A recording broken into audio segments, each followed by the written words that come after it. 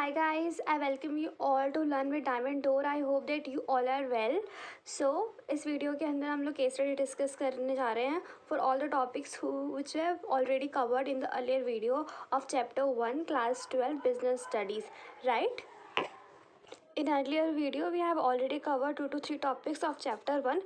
तो उसी से रिलेटेड केस स्टडी करेंगे सो दैट हमें ये पता चल जाए कि हमें वो टॉपिक अच्छे से समझ में आया है या नहीं. So let's start with the first case study.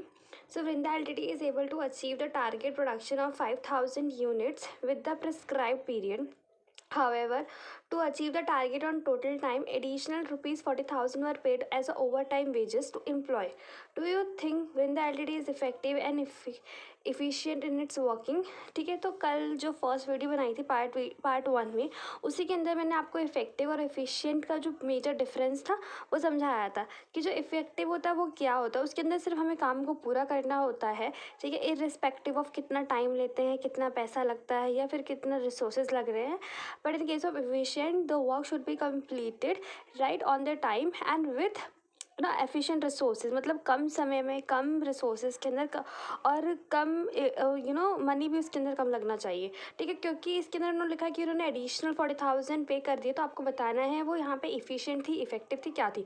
तो the answer is that the management of Vrinda Ltd is effective. ठीक है, as a target is achieved, however it is not as efficient as the target is achieve at the higher cost, क्योंकि वहाँ पे efficient के अंदर हमको कम cost के अंदर सेम टारगेट अचीव करना पड़ता है. बट इस केस में क्योंकि टारगेट तो टाइम से पूरा हुआ है एंड सेम टारगेट पूरा हुआ है, बट जो अमाउंट है ना उसके लिए वो ज़्यादा खर्च हुआ है, right. The next case study is that Volvo Ltd's target is to produce 10,000 shirt per month at a cost of rupees 100 per month. The production manager achieved this target at a cost of 90 rupees per shirt. Do you think the production manager is effective? Give reason in support of your answer. So I hope that you are able to understand the case study कि case study क्या बोल रहे हैं और अभी तक आपको answer ही मिल गया होगा. और आपको अगर नहीं समझ में आया है तो अब मैं आपको रिकमेंड करूँगी आप मेरी प्रीवियस वीडियोस देख लीजिए, जिसके अंदर मैंने इफेक्टिव और एफिशिएंसी को बहुत डिटेल में डिस्कस किया है. उसके अंदर एक एक ईच एंड एवरी कंसेप्ट. और दूसरा ऑप्शन ये है कि अगर आपको कुछ भी समझ में नहीं आता तो you have to do just one thing, do comment below, right. और आपकी कोई भी क्वेरी होगी I will try to resolve it. ठीक है, तो इसका आंसर आपको पहले खुद देना है वीडियो पॉज करके, फिर उसके बाद मेरा आंसर सुनना है, right guys. So let's discuss the answer of this case study. तो इसमें लिखा हुआ येस, क्योंकि 100 रुपये में हमको मतलब पर टी शर्ट 100 रुपये, एक टी शर्ट 100 रुपये की बनानी थी. बट जब उसने अपना जो टारगेट है वो अचीव करा है 90 रुपीज़, मतलब कम कॉस्ट में सेम टारगेट अचीव किया, तो वो तो इफिशियंसी का इसके अंदर सिंपल शो कर रहा है ना. इसका मतलब जो प्रोडक्शन मैनेजर है वो इफिशियंट है, तो yes the production manager is effective. ठीक है ना, because he has completed the task and achieved the goal of producing the 10,000 shirt, he is efficient.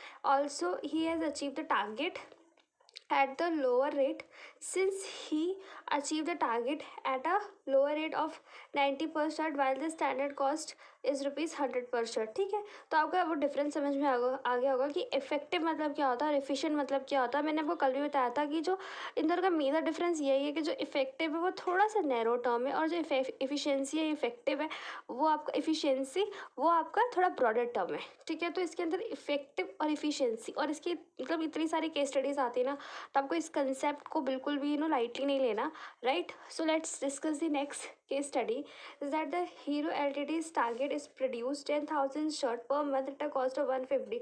The production manager could achieve this target at a cost of 160 per shirt, right. Do you think the production manager is effective? Give reason in support of your answer. ठीक है, तो आपको आई hope that आप इसका answer खुद देने लायक बन गए होगे, राइट.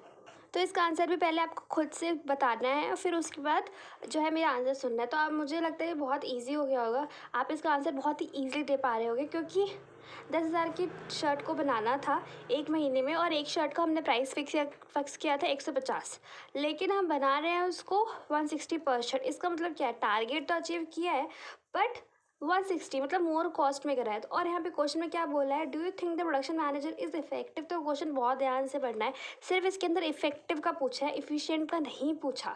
तो इफेक्टिव में तो होता है ये टारगेट पूरा करना है, ठीक है, कितने समय में हो रहा है, कितने पैसे में हो रहा है, ये डजेंट मैटर है, राइट. तो इसमें आंसर हो जाएगा yes the production manager is effective since he is able to produce the target production of 10,000 shirt he is not so efficient, since he could not achieve with this target at a cost of 160 per shirt, whereas the standard cost is 150 per shirt.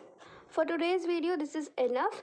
And इसी तरह हम लोग बहुत सारी case study discuss करेंगे, ठीक है। और जितने भी टॉपिक हमने कर लिए तो हमारा यही रूटीन या प्रोसीजर रहेगा किसी भी चैप्टर को करने का, कि पहले हम थोड़ा सा उसका कंसेप्ट पढ़ेंगे, फिर उसके बाद उसकी केस स्टडी करेंगे, सो दैट जो भी कंसेप्ट हमने पढ़ा है उसका अच्छे से मतलब ईच एंड एवरी वर्ड हमको समझ में आ जाए और हम इस लायक हो जाए कि हम आंसर लिख सकें, ठीक है। तो एट लास्ट आपको यही है कि if you have any doubt then do comment below, and I hope that this will help you to some extent in your learning. So if you like the video, do like, share, subscribe. I'm very thankful to you. Bye bye guys, take care.